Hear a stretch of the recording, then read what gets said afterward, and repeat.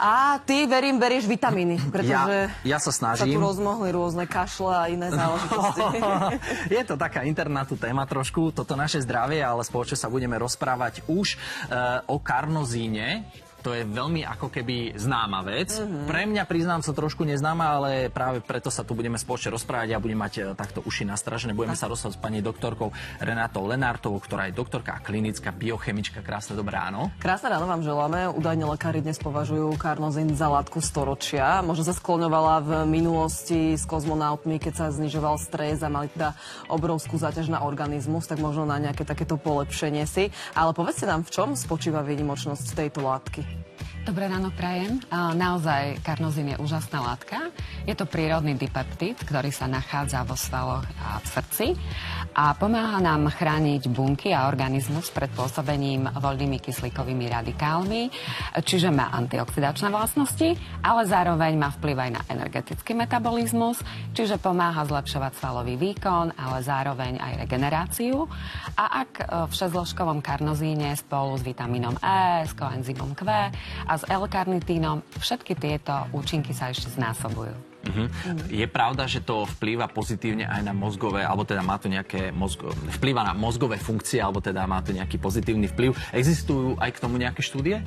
Áno, v roku 2019 bola robená štúdia, kde práve sa dokázalo, že dlhodobé pôsobenie karnozínu má vplyv na mozgové funkcie práve u starších ľudí, kde sa zlepšila pozornosť, koncentrácia, pamäť a zlepšila sa vlastne aj mitochondriálna funkcia v mozgu. Veľmi často je teraz skloňovaný oxidačný stres. Povedzme si, o čo ide a možno, či práve ten karnozín pozitívne vie vplývať aj na túto diagnózu. Áno, oxidačnému stresu sme, keďže je to taký fenomén doby, sme vystavení všetci a vzniká vtedy, keď nastane nerovnováha práve pred pôsobením voľných kyslíkových radikálov a mechanizmov antioxidačných. Čiže keď nie sú v rovnováhe, poškodzujú nám bunkové membrány a začína proces stárnutia a práve karnozín vstupuje, je to vlastne jeho úloha, vstúpiť do tohto procesu a zlepšiť alebo zabrániť vzniku chronických ochorení, ktoré práve prispievajú aj k stárnutiu. Dá sa karnozínom, trošku taká zvláštna otázka, predávkovať? Aká je tá miera toho vlastne užívania? Nie, nedá sa predávkovať.